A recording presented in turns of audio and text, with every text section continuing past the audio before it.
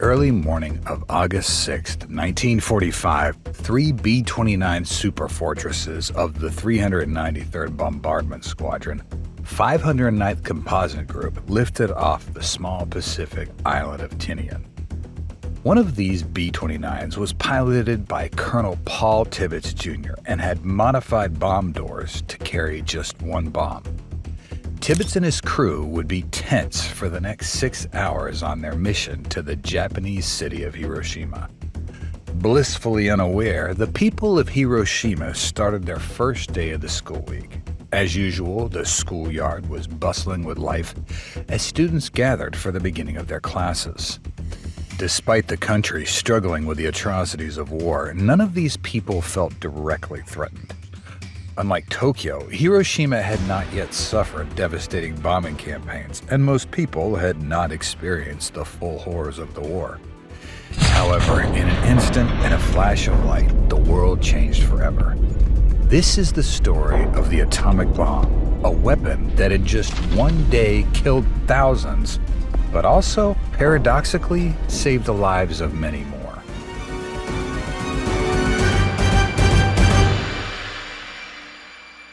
Less than 4 years earlier, hardly any Japanese believed that a day would come when the country and the emperor would be on their knees.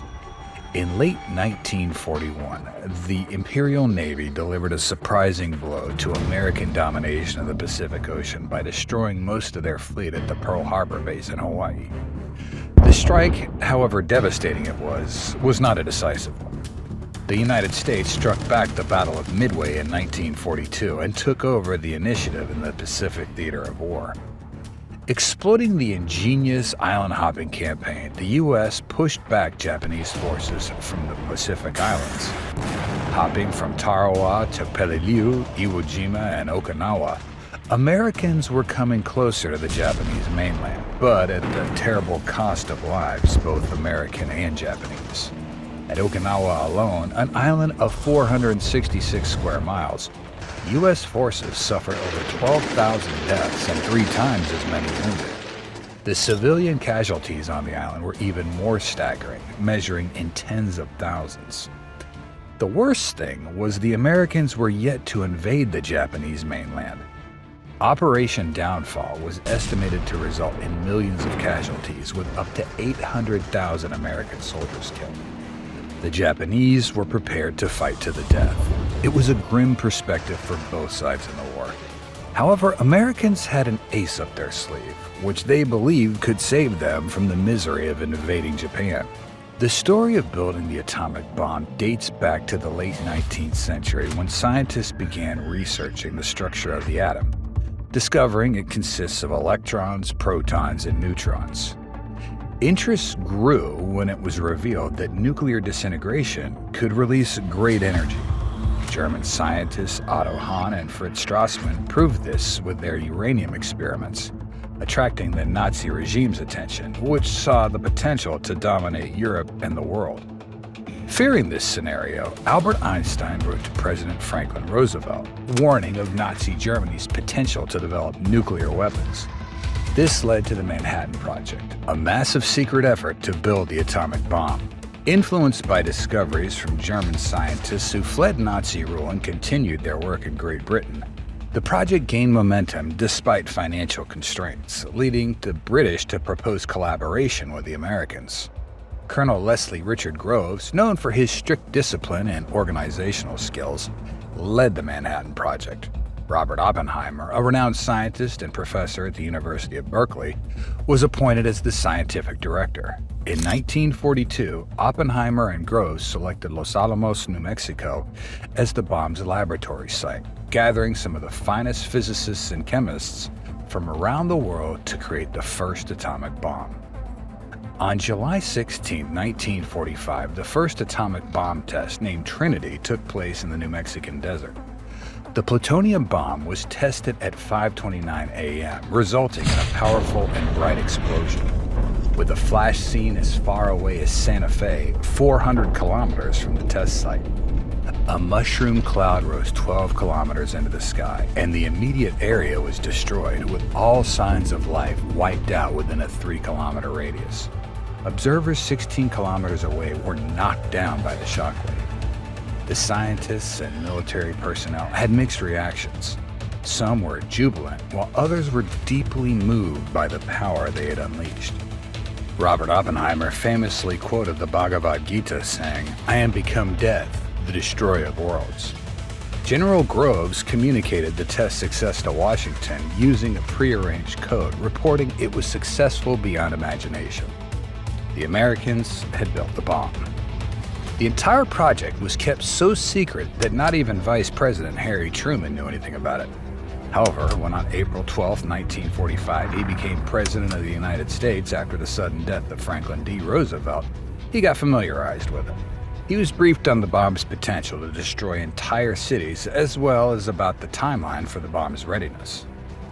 Truman quickly understood the strategic importance of this new weapon, that it could potentially end the war with Japan, but also serve as a powerful tool in post-war negotiations with the Soviet Union. Truman compared these factors to the moral implications of using a weapon that could kill thousands in a split second, and ultimately decided to use the bomb and bring a swift end to the war. He approved the creation of the committee of top scientists, military leaders, and government officials to oversee the bomb's development and use. In 1945, leaders from the United States, Britain, and the Soviet Union met in Potsdam, Germany. President Truman, Prime Minister Churchill, and Premier Stalin discussed the end of World War II and plans for post-war Europe. When Truman got the news about the successful Trinity test, he gained a boost of confidence. He shared the news with Churchill, who also understood that the bomb could end the war with Japan quickly. They also knew it gave them an advantage over Stalin. Truman mentioned to Stalin that the United States had a powerful new weapon without giving details. Stalin acted like he didn't care, but he was secretly worried and told his scientists to work faster on their own bomb. At the conference, the Big Three announced the Potsdam Declaration, urging Japan to give up or face prompt and utter destruction. The Allies dropped leaflets over Japan and broadcasted the message on the radio, telling the Japanese people about the Potsdam Declaration. The declaration said Japan must disarm, punish war criminals, and let its people choose a new government. It did not say what would happen to the emperor, which was very important to the Japanese.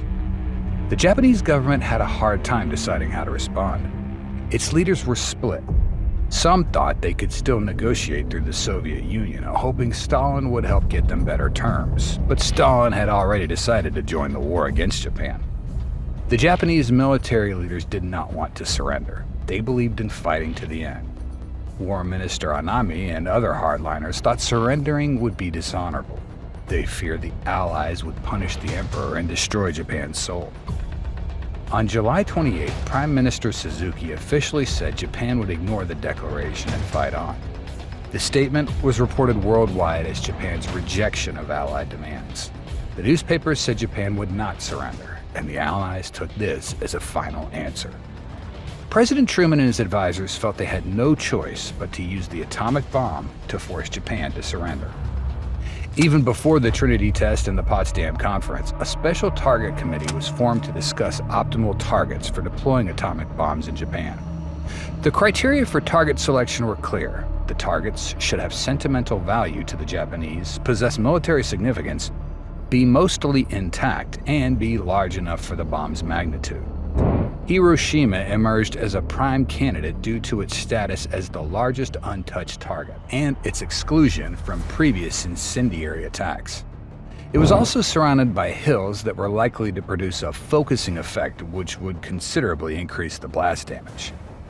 Another city considered for the bombing was Kyoto. However, War Secretary Henry Stimson opposed its selection due to the city's cultural heritage, having visited Kyoto with his wife in 1926. Ultimately, the target committee set its sights on the cities of Hiroshima and Kokura.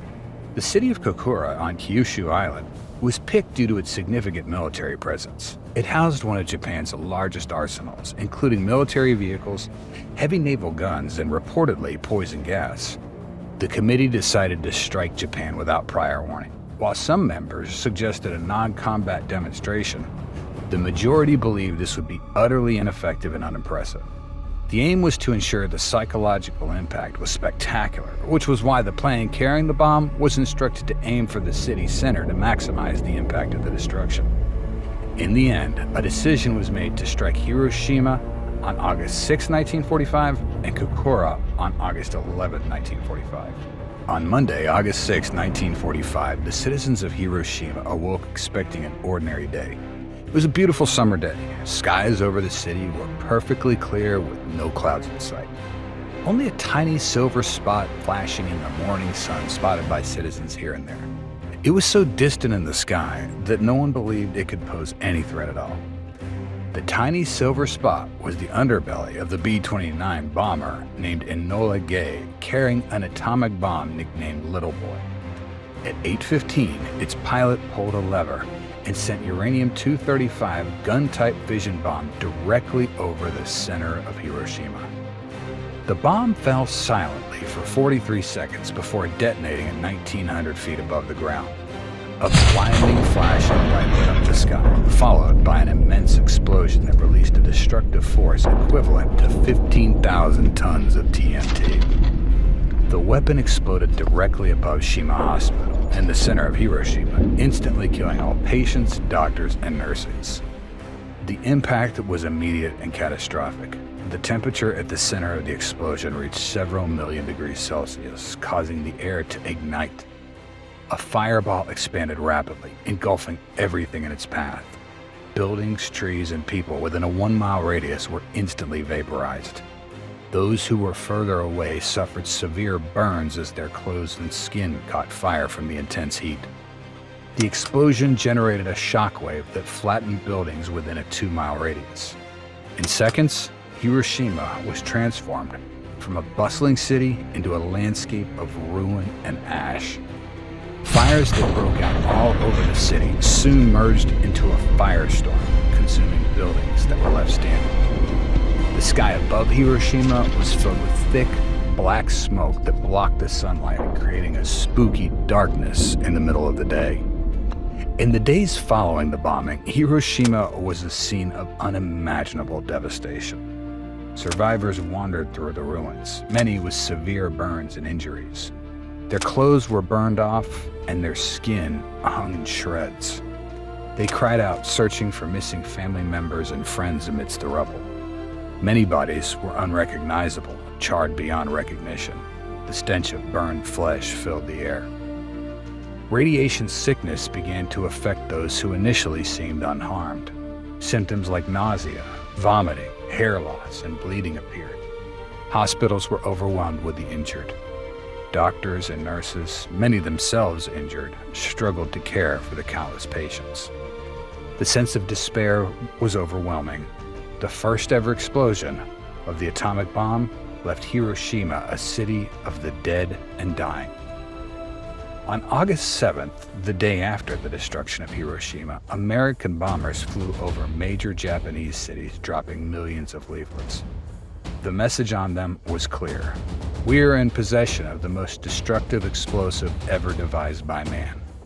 A single one of our newly developed atomic bombs is actually the equivalent in explosive power to what 2,000 of our giant B-29s can carry on a single mission. This awful fact is one for you to ponder, and we solemnly assure you it is grimly accurate. We have just begun to use this weapon against your homeland. If you still have any doubt, make inquiry as to what happened in Hiroshima when just one atomic bomb fell on that city. Before using this bomb to destroy every resource of the military by which they are prolonging this useless war, we ask that you petition the Emperor to end the war. You should take steps now to cease military resistance. Otherwise, we shall resolutely employ this bomb and all our other superior weapons to promptly and forcefully end the war. Evacuate your cities. The Japanese military was aware of the devastation and sent reports to Tokyo, but these were not shared with civilian cabinet members. They attributed the destruction to conventional bombings. However, the news of the Hiroshima destruction reached the Minister of Foreign Affairs, Shigenori Togo, who took the situation far more seriously. Togo argued for a swift surrender according to the Potsdam Declaration. believing that the atomic bomb had made continuing the war impossible. However, War Minister Korichika Anami and other hardliners still strongly opposed immediate surrender. They refused to believe that the United States had more than one atomic bomb and that by delaying, they could negotiate better surrender terms. On August 9th, after much persuading by Togo and the other peace advocates, Emperor Hirohito accepted that surrender was the only option. However, with the condition that the acceptance of the Potsdam Proclamation shall not have any influence on the position of the Imperial House. Prepared to convey the message of surrender, Prime Minister Suzuki scheduled immediate meetings of the full cabinet and the Supreme Council at 10 a.m. Unbeknownst to them, at that time, the second atomic mission was already set in motion. Without President Truman's explicit consent, General Groves decided to accelerate the attack from August 11th to August 9th due to favorable weather. His decision was also influenced by the fact that a day earlier, the Soviet Union declared war on Japan and set its troops in motion in Manchuria. The Americans needed to act fast before the Soviets could gain significant victories. Before dawn on August 9th, a crew led by Commander Frederick Ashworth took off from the base at Tinian Island in their B-29 bomber boxcar, heading toward the target area of the city Kokura. Once they approached the target, the crew found the city obscured by the smoke from the previous bombing.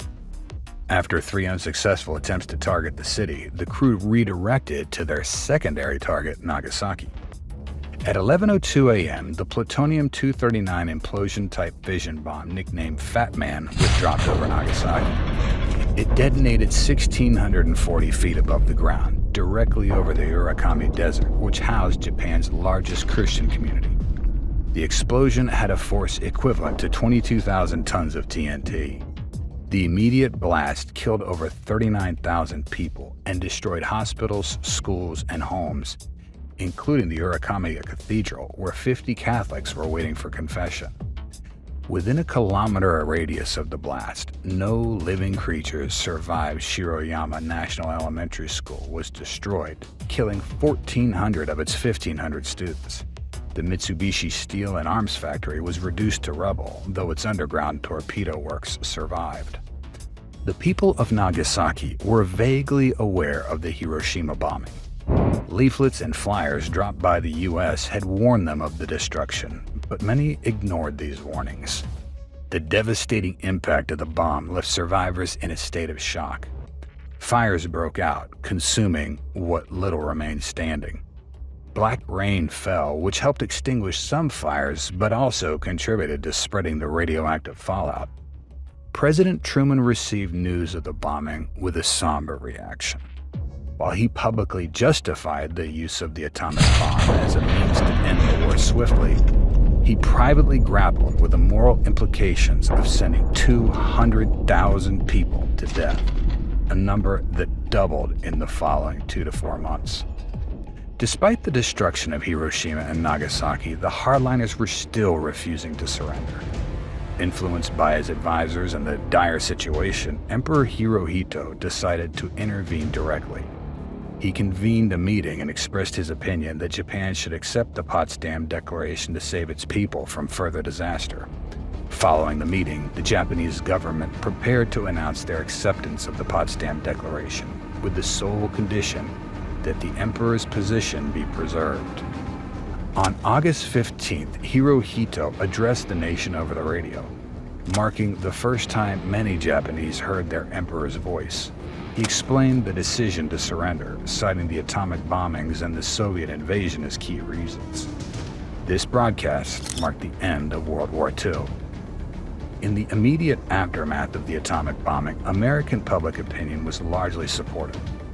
American President Truman provided strong justifications for using the atomic bombs on Japan.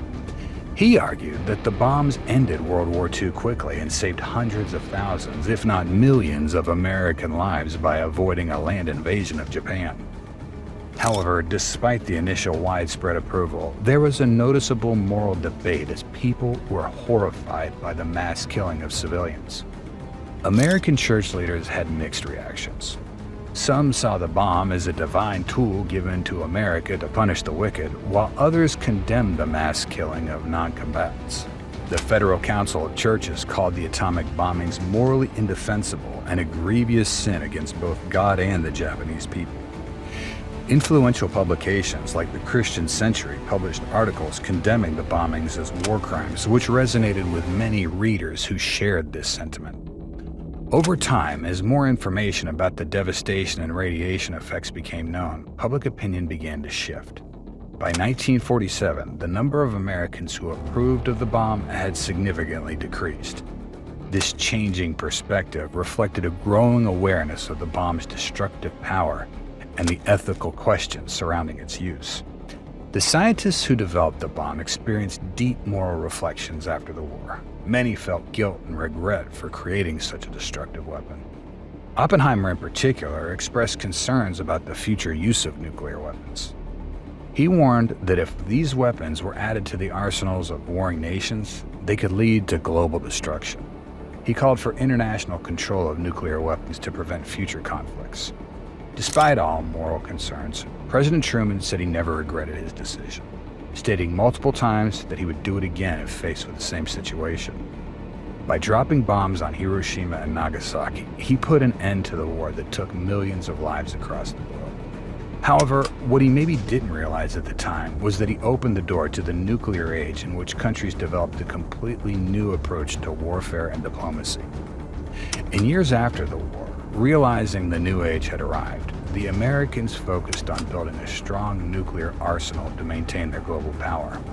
However, it all changed on August 29, 1949, when the Soviets successfully tested their first atomic bomb. From that point on, the two countries would enter a terrifying arms race heavily influenced by nuclear weapons. Both countries were investing enormous resources in building more powerful and numerous nuclear weapons to ensure they could respond to any attack. This strategy, known as mutually assured destruction, meant that neither side could risk starting a war without facing total annihilation. Throughout the entire Cold War era, the world public lived in a constant fear of nuclear war. Many leaders and citizens around the world called for disarmament and stricter controls on nuclear weapons.